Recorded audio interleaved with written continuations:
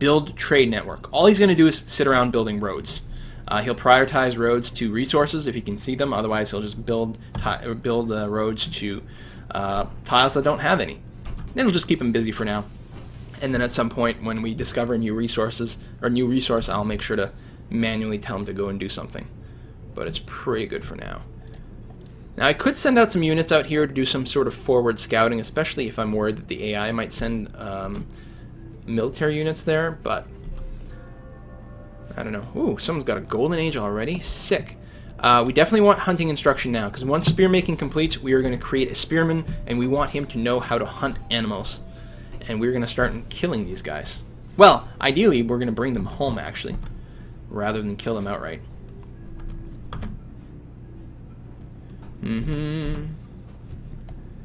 Ideally, I might have told this guy to build roads to the flat areas, because I think those are the ones that are going to get resources first and earliest, but that's not necessarily true, actually, depending on what text we're picking up.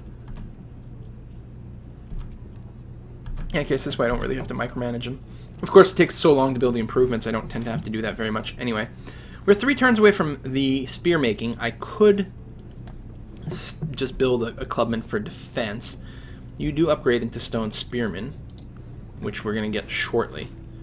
So actually, if I start this, it should automatically move the production over to a spearman, which I will like. Let's see. If I do end up with a clubman, it's not the end of the world. Spear making.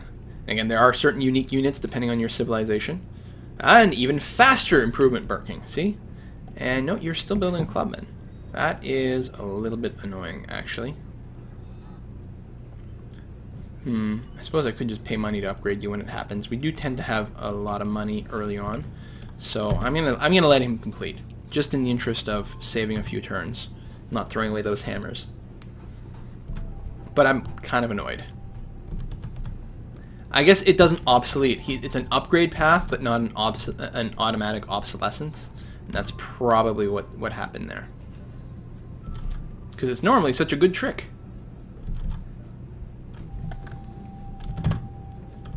Come on. Skip turns, skip turns. We're about to learn prehistoric music. Very important. Alright, you're done. We want spearmen, 25 turns. No other buildings right now we want.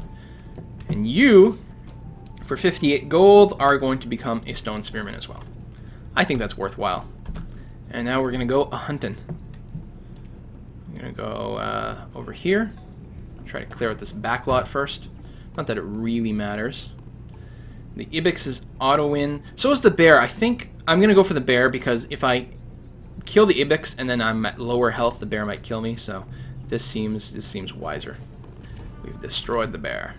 And we did, in fact, totally destroy it, which is not what I was hoping. I was hoping to capture it, but maybe next time. And then the ibex will attack me, but I'm in the forest. I should be okay. Ah, and it was captured, which is really, really good. Now, you still get to add the food, I think. I didn't actually see it in the messages. It may not have scrolled by yet. But it's been subdued, so I'm going to bring it to the city, and there's a lot of awesome stuff we can do. And the spearman, I'm just going to bring back to my territory, and then he'll heal up, and then we'll get him to hunt out some more. So, we have a lot of things we can do with this ibex. Wow, a lot of things. It's actually, this is really hard to decide at this point. Let's go through the list from left to right. The first thing we can do is construct a master hunter. This is something you just do once in a city.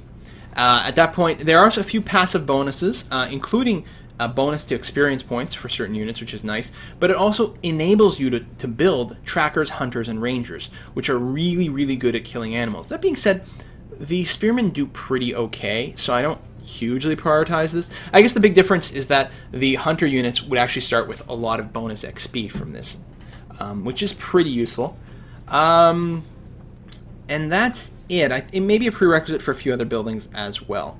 The next thing we can build, and oh, I'm not playing at a high enough resolution here just because I'm making the video, so you can't read the whole thing. But this is a like a mascot for a standard, you know, like your military, so you have a symbol in your banners for your organization. And it basically just translates to slightly more experience for your military units. I don't tend to prioritize that one. The next are basically the governor's pets. You turn this animal into some pets for your governor. It increases the happiness and culture in the city and gives it stability. In fact, it says local stability bonus per turn in each city. I'm assuming that means just the city that has this, since you can build this in every city. It's not going to be critical in our capital, but it's actually really, really nice to do if you're going to expand more. And once you've built the governor's pets, you can also build the governor's menagerie, which is slightly better. There is also the myth of the blank. Basically, you bring these animals back and your people build a sort of very early animalistic religion based on the animal, and it translates to science beakers. Really, really strong. It looks like this can only be created by the ibex, and some of them, like the myth of I don't know, there's different myths, can be built by a few different types of animals. Like both the mammoth and the elephants can build the myth of the elephant, for example. And I do like beakers. I will probably go with that. However, it's also worth looking at a herd. You can domesticate this animal and build a herd out of it. Oh, actually, this is way better. Which is, again, is a one-time thing for your city. And this will apparently generate 1 food, 1 hammer, and 1 commerce. And the 1 commerce right now is going to translate to a beaker. And it also never expires. The myth things actually expire with writing. Well, they don't expire. They're still there. You just get -1 beakers, so it breaks out to generate nothing. But you know, you still get to see it in your list, and maybe there's other bonuses that I'm not aware of. But yeah, I'm definitely we're gonna domesticate these goats. Voila! It should show up in my list.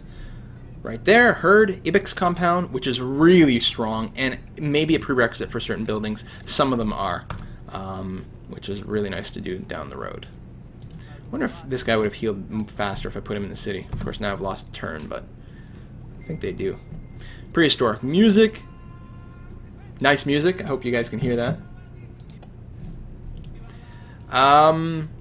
Enables snake charmer. Okay. Can be built by subdued cobra.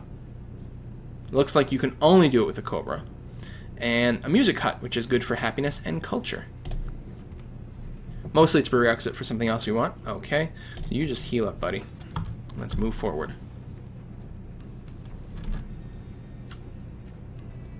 Good.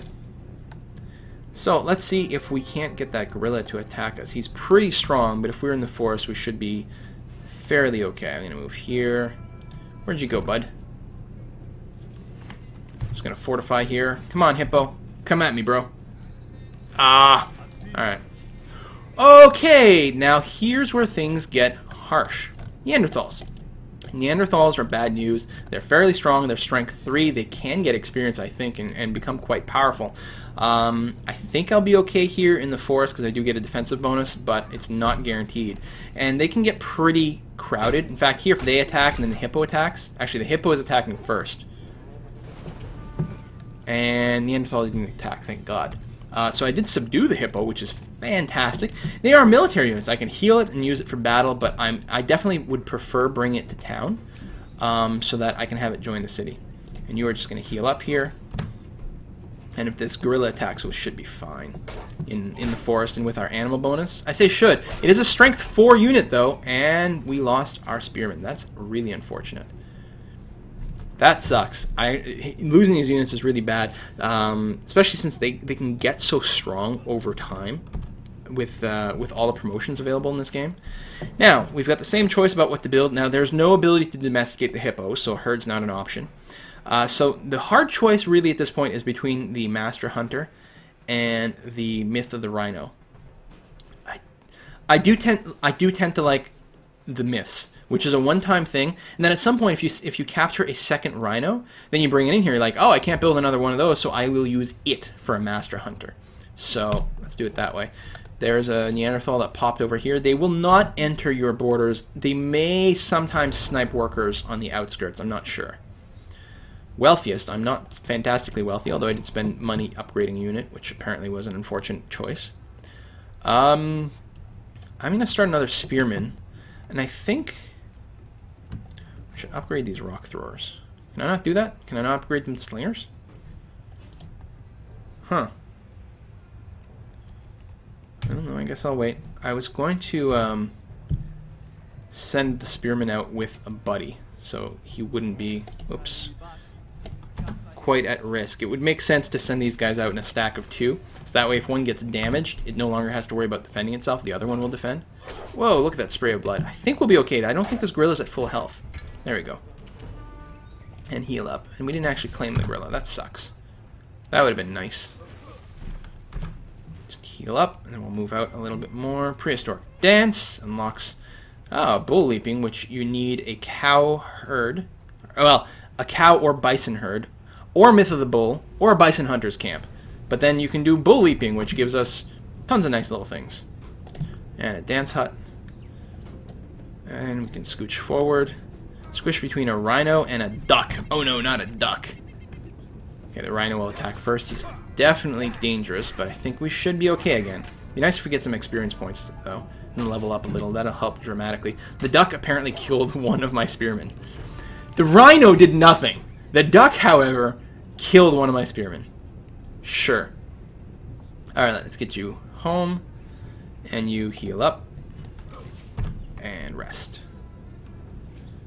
Okay, you know what? You just fortify in place here. We're going to hope that you can survive between the okapi and the lion.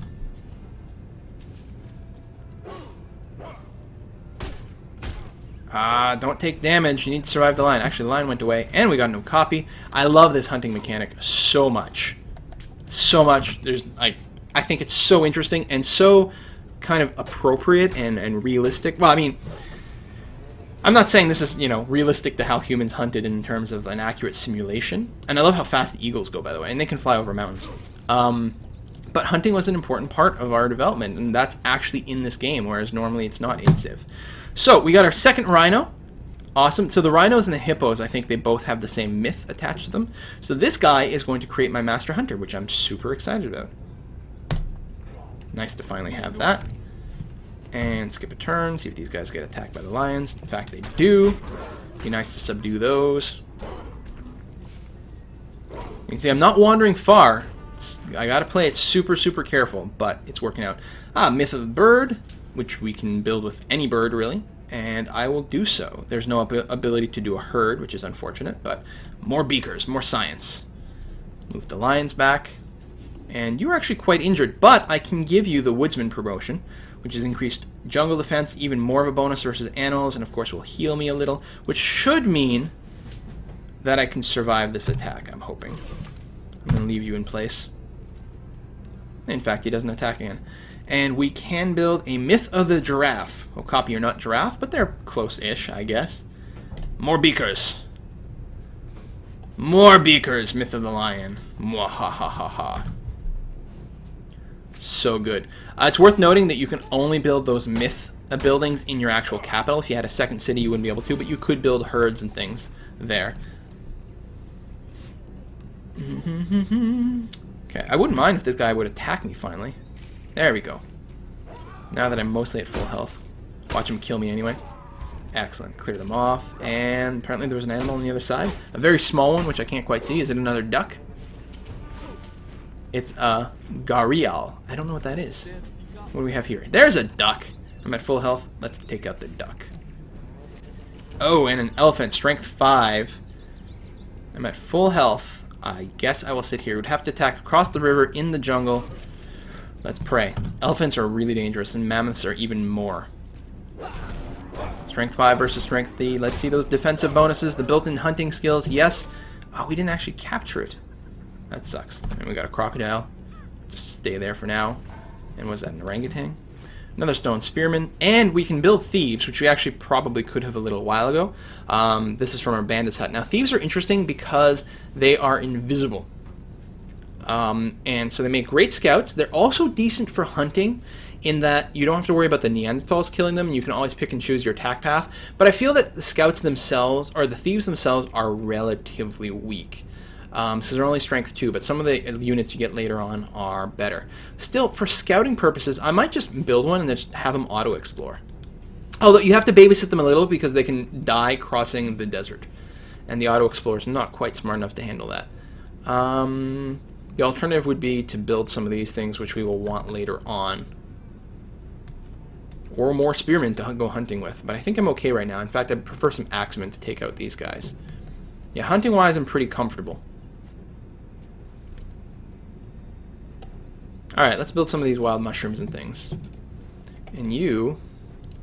I actually don't want to push out too far. Well, no, there's plenty of fog of war. But I don't want to push out too far. That's what I was going to say. That's right. Because any animals we subdue have to make it back to town. So if I kill them way out here, then that's a long way to get back and not die to a random spawn something or other. So I think I'm actually just going to set this guy right over here. And that should give us pretty good coverage. And just keep letting things attack us. Oh, nice, orangutan. Kind of got a huge head. Wow. Those mushrooms won't take long to build. Ritualism! Excellent. So the first hints at religion. I haven't founded a religion yet, but there are hints of it coming our way. Enables folklore, which is good. Let's take a look at folklore. We're definitely going to want to switch to it. So that is down here under religion. Right now we have no religion. We actually get a penalty to culture. Switching to folklore gets rid of that penalty. We actually get reduced war wariness, which is theoretically handy if we started to actually be attacked and things by the other AI. Still no state religion though. Happiness from Shaman's Hut, and very fast construction of monuments. Also gives us the ability to build a shrine and a whale shrine. If we switched away from that, it would actually, well, prophets can still build shrines, but then some of those buildings go away. So they're only in play while you're in that civic. They will get disabled if you move out of the civic. Still, losing the culture penalty is definitely worthwhile. 2 turns sort of kind of hurts, but the fact is we're not building much that's critical right now, and 2 turns really doesn't mean much in the scheme of this particular game. No, you can keep going home. Don't worry about it. Don't worry, that crocodile won't hurt you. Crocodile's kind of being annoying. Just finish it off over here, and then move back down here. A bar.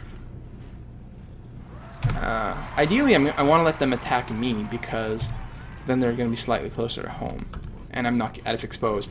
If I attack across the river here, I should win, statistically speaking, but I might be highly damaged, and then on flat terrain, I could get killed if there happens to be a Neanderthal hiding in the forest. Wild mushrooms done. Build a tide pool next. And you, Myth, old man of the forest. That is definitely what we're going to want to do. More beakers. Yes. So, like, at this point, like, a third of our research, maybe? At least a quarter of our research is coming from these captured animals. Hunting, very important. Hey, there's a bear back there. He should wander into our units at some point. Maybe. Like, did he spawn up there? I'm thinking he did. I don't want to go next to him on flat land. That would actually be really dangerous. Hey, we actually got Woodsman 2 for free at some point, I think. May as well pick up Woodsman 3. More first strikes. And he heals units in that tile. That's pretty strong. Huge bonuses to attack and defense. Very, very potent. That bear ever going to move? Come on. Ah. Is this forested? It is forested. Let's go over here. Finish him off. Hello, extra forest movement from Woodsman. Very nice promotion. Tide pools are done. We could do the carrion thing, which will have a benefit for us later when we have an excess of health, but we don't have it right now. Trackers we can build because we do have the Master Hunter. So he's Strength 2, gets a huge bonus versus wild animals, but not Neanderthals, which is very important. Would start with a lot of experience, but I'm not a huge fan of the Hunters. Later on, there are some upgraded versions, and I like them a little bit better. Could build another Spearman, but I think I'm going to go for a Thief, and I'm going to let him explore. You can go back down here. Ah, more animals spawn. Excellent. What is that, a mandrill? And a something small, like a pheasant or something. A duck, a barbarian duck. We actually subdued the mandrill, which is nice, and we're going to move you this way. May as well kill that bear. And that's a lot of food and a lot of hammers going to our capital, which still has not grown, but it's getting awfully darn close. We are greatly increasing the rate at which it's growing, though, thanks to our hunting. The enemy has been spotted. Yeah, we keep getting that notice from that guy, but he is not a threat, which is very, very nice.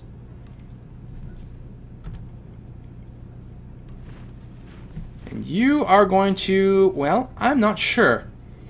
I think you might become a governor's pet. I don't really need the stability in this city, but the culture is nice. I guess free XP is always good.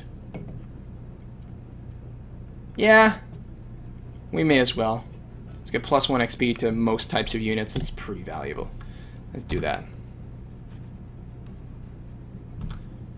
I don't think we've captured a bear at all yet, and we've got a new respawn over here, which is interesting. Nope, destroyed another one. I want a pet bear. I'll call him Teddy. Gariel has been killed and captured. So it looks like some sort of crocodile thingy. I don't know. Oh, I don't think animals get defensive bonuses. Oh, I hadn't realized that. That's why they're so easy to kill in the forest. Okay, that's very handy to know.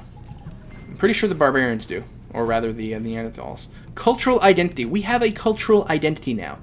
We identify ourselves as something unique in some fashion to these other minor tribes, which luckily they're so far away they haven't attacked us. I'm so happy. Enables an elder council, which is hugely valuable. And now we have another choice to make in terms of research.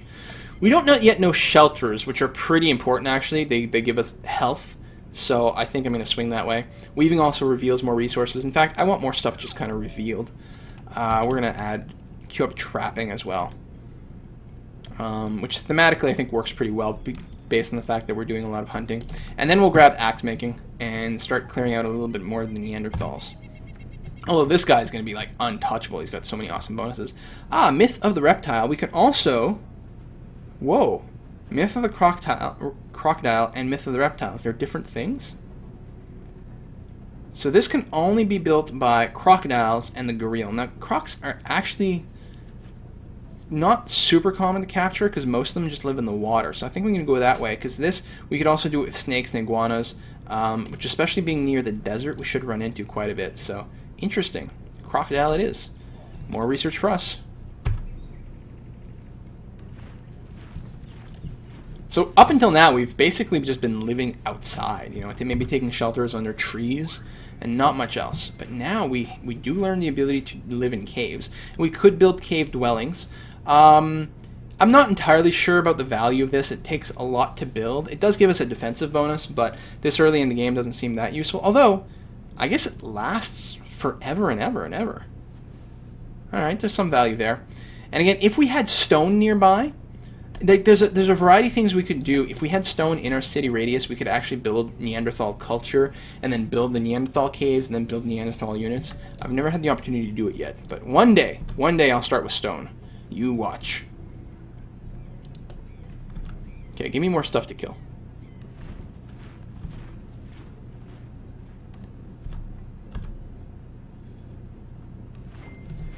Weaving. Weaver's hut. Tailor shop. Yeah, unlocks a lot of things, although these continue to have more and more prerequisites. Also reveals quite a bit, although nothing for us. Elder Council, though, we definitely want to finish that. That is hugely important. And now we are going to send out our thief to do some recon. We're going to send him out over here. He's not even going to take much environmental damage on the way. Oh, lions! Just kill him instantly. Subdued cave lion. We'll send him home. Hopefully a random bear won't spawn here.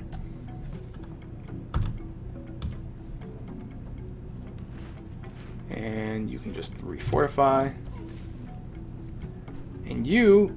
Okay, you could build governor's pets, but I'm not concerned about stability here. So I'm actually just going to fortify him. When we expand, we are going to bring a bunch of these animals with us to create the governor's pet and the menagerie and everything somewhere else. I like to save them up for that. Yeah, see, look at this. Killing this barbarian, this Neanderthal would be very, very hard. But killing the crocodile would be easy because he gets no... I don't know. He just sucks. But I'm going to stay fortified there. But this thief is totally safe, cannot be seen by the barbarians, so, or the animals, so he can wander around freely. And again, I could use him to hunt some weak animals, but I'm not going to bother. I'm going to use him purely for scouting at this point. He's also really good at pillaging things. Now, when you do pillage and stuff, when you're next to an enemy city, there's a chance that they're going to spot you. They can also build units that make it much easier for them to spot you, so you can get killed. But shelter building unlocks a lot of building types, although many of them have additional prerequisites. So we're going to have to see what we've got actually unlocked soon. Wealthiest, I am only at number 4, even though I do have a lot of money banked. There's just literally nothing to do with it. Grass huts we can build. Well, I like that. We don't want to live outside anymore. Storyteller's hut, though, I think we'll take a priority, even though... So that's extra hammers, which is good. But beakers is also very good. Yeah, I'm just going to wait a turn for you to move out of my way, buddy. There might be a way for me to move into their tile without attacking, because I can be in the same tile as a military unit. But I don't know how to do that. Like, they can move into my tile. And if I was moving into a tile of a unit of someone I have a peace treaty with, they would ask me to confirm. Do you really want to go to war? Okay, you're a pain in the ass. Let me move away from you for a sec.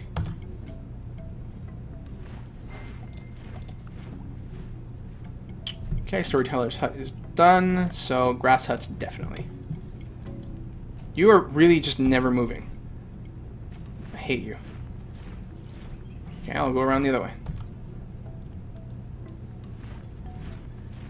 Okay, Basket Weaver's hut is only money. It also gives us baskets as a resource, which they will then unlock different things down the road. Presumably, I don't know if every resource unlocks everything. Some just give a passive bonus to like food or health or all these things, which means when you found a new city later on, they're going to start instantly with a lot of these resources as soon as they're connected to the trade route, and therefore they're going to grow and build a lot faster. It gives them a kickstart and helps balance out the costs and just makes sense. It like feels right the way it works out, because your cities have a base production that's very low, and the later buildings are really hard to build. They take a lot of hammers, but your cities will just start with more passive hammers, and everything will kind of balance out.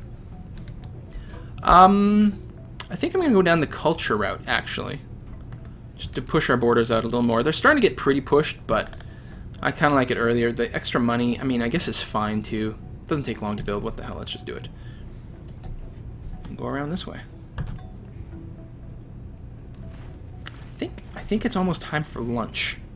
So I think there's going to be a break here shortly. But I am intending to more or less do this whole video in one sitting.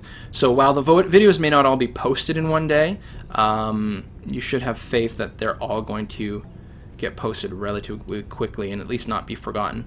These are pretty much the same right now. So Dance Hut. Dance, dance, dance. Turkish city of Istanbul took a hit from a hurricane. That makes me happy. These reveal furs pellets. Furs. They're separate things, apparently. I think furs are like a resource you can see on the ground, and then fur is something that you can process in a certain type of a building. Hey, a kangaroo, I think. Let's keep scooching around this way. Finally, someone attacking me again. An iguana, I don't think we captured him, though. And again, I could kill and capture these. In fact, I'm thinking I'm going to take this one just to get some XP. But there's no way they're ever going to make it home if I capture them. A wallaroo. What is this? Is this an event? Oh, I plundered some money, right. Every time you kill something with one of these rogues, or with the looter improvement, I think that's how it works. Marauder. 4% of enemy gold reserves on combat victory. Now, the barbarians never have much money, so I'm pretty sure I only ever get like one at a time. I need to heal, so I'm going to get out of the desert. But if you're using your unit against another civilization, it can actually steal quite a bit of money. I'm going to go over here so I can watch. Maybe I can poach a gatherer. Okay, heal up. Actually, it's going to keep breaking the heal thing for some reason. It almost like it behaves kind of like the sentry heal sometimes when there's enemy movement. It's kind of weird and a little irritating. Whoa, hello, weakened thief, which I'm going to kill because you were probably heading towards me, which would have been very rude. I suppose you might have been coming over here. Axe making. I got axe for you. So I can't build any of these special ones, I think, but stone axemen are pretty good, plus 50% versus melee units, which is going to be nice for hunting down the Neanderthals, I believe. Now we need to pick something else to do. Well, I wouldn't mind going down the herbalism, like, pigment branch, just, again, to reveal stuff. Hopefully we've got some more stuff near us. But then I think... Ooh, actually... Wow, tribalism does need a lot. Fire making is good for health. Okay, you know what? We're going to go natural pigments into fire making, which needs some of this stuff, which is fine, which we need anyway, into tribalism. Fire making for the health, which is going to help us actually grow at some point. These potentially as well, if we get some of them hooked up. And then tribalism, which allows us to split off a separate tribe. We get a settler unit. I don't know what I just clicked on. I told these guys to build a scout, which is certainly not what I want. I would like you to build animal snare traps for food and money. And you just sit and heal. Yeah, so you want to do it cautiously, because if you expand too quickly, you will get huge stability problems. It does help if you've got some banked up animals to make those governor pets. We've got some places that actually wouldn't be bad to colonize. Wow, this oasis is really strong and provides fresh water. Huh. It's pretty narrow. It would be hard to place a city that wasn't coastal. I guess right in the middle here, or something around here, you would get a city with no water tiles. And that's the thing, you don't want to be like one away from the coast, because it's just awful, because you have water tiles that you can't really improve. So you want to be right on the coast or not on the coast at all. So we'll have to check to see exactly where we want to position things. But there's some pretty nice territory around here. My last game, I was literally like, I was kind of in a peninsula like this, and then it was like desert, desert, desert, desert. My first colonizable city was like this far away. It was such a pain in the ass. I did eventually settle like kind of on the coast of the desert, and it worked out kind of okay. But that was like my 4th city, and I had a lot of technology at that point. Okay, I'm just going to kill you.